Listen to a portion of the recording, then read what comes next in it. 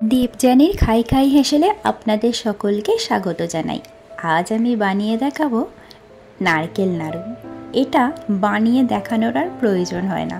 আমরা ছোটবেলা থেকে এর প্রতি একটা ভালোবাসা আর ঠাকুমাদের হাতে এই জিনিসগুলো বানাতে দেখেই বড় হয়েছি।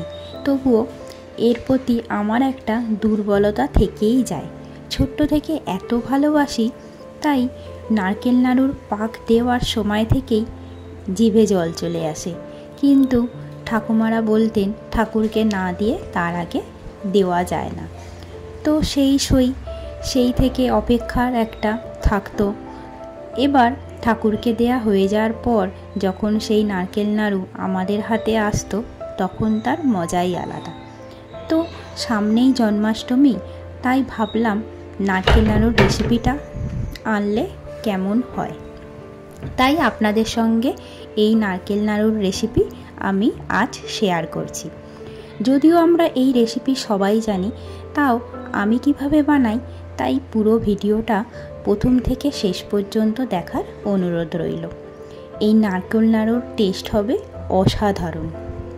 ঠিক যে উপকরণগুলো লাগে সেগুলো সমানভাবে দিলে আর সঠিক পরিমাণ থাকলেই কিন্তু একদম পারফেক্ট নারকেল নাড়ু বানানো যায়। তো আমরা ছোট থেকে সবাই এই নারকেল নাড়ু রেসিপি জানি, মা ঠাকুমাদেরকে তো করতেই দেখেছি। তবুও একবার আমি কিভাবে বানাই চলুন তাহলে দেখে নেওয়া যাক। এই রেসিপিটা অবশ্যই আপনারা শেষ পর্যন্ত দেখবেন। আর আমার চ্যানেলে যারা নতুন বন্ধু, তারা অবশ্যই আমার চ্যানেলটিকে সাবস্ক্রাইব করে পাশে থাকবেন আর পাশে থাকা বেল আইকনটি প্রেস করে দেবেন। তাহলে যখনই আমি নতুন ভিডিও আপলোড করব সবার আগে পৌঁছে যাবে আপনাদের কাছে নোটিফিকেশানটি, আর আপনারাও দেখতে পারবেন এই চ্যানেলে নতুন নতুন রান্নাগুলি। আমি দুটো নারকেল পরিষ্কার করে রেখেছিলাম, সেগুলো আমি ফাটিয়েও নিয়েছি। এই নারকেলগুলো এবার আমি কুড়িয়ে নেব। নারকেল না কোড়ালে তো নারকেল নাড়ু হয় না। নারকেলটাকে খুব ভালো করে কুড়িয়ে নিয়েছি, কুড়িয়ে নেওয়া হয়েও গেছে। এখানে আমার মোটামুটি 400 গ্রাম মতো নারকেল কোড়ানো হয়েছে, তার জন্য আমি ব্যবহার করব 600 গ্রাম গুড়। এবার মিষ্টিটা যেরকম পছন্দ করেন সেই অনুযায়ী দিতে পারেন। কেউ একটু বেশি পছন্দ করেন, কেউ একটু কম পছন্দ করেন। আমি এখানে 600 গ্রাম গুড়ই দিলাম, এর থেকে কম দিলে অনেকটাই কম মিষ্টি হবে। আর কেউ যদি মনে করেন গুড় আর চিনি দুটো সমান সমান দিয়ে করবেন, সেটাও করতে পারেন। এবার আমি গুড়টা এখানে দিয়ে দিচ্ছি। গুড়টা দিয়ে নারকেলটার সঙ্গে গুড়টাকে আমি খুব ভালো করে মেখে নেব। এইভাবে আগে যদি মেখে নেওয়া যায় তাহলে নারকেলটাও অনেক সফট হয়, আর নারকেলের মধ্য থেকে যে দুধটা সেটাও বেরিয়ে আসে, একদম গুড়ের সঙ্গে মিশে গিয়ে জিনিসটা খুব সুন্দর হয়। তারপরে আমরা এটাকে গ্যাসে বসাবো। আমি গ্যাস জ্বালিয়ে দিয়েছি। এবার এই গ্যাসে বসিয়ে আমি এটাকে খুব ভালো করে নাড়তে থাকবো। এইটা কিন্তু অনবরত নেড়ে যেতে হবে, তা না হলে কিন্তু একটা ধরে যাওয়ার চান্সেস থাকবে। এই নারকেল নাড়ুর পাক করতে করতে কিন্তু একদম অন্যদিকে তাকানো যাবে না, তাহলেই কিন্তু নারকেল নাড়ু ধরে যাবে আর শক্ত হয়ে যাবে।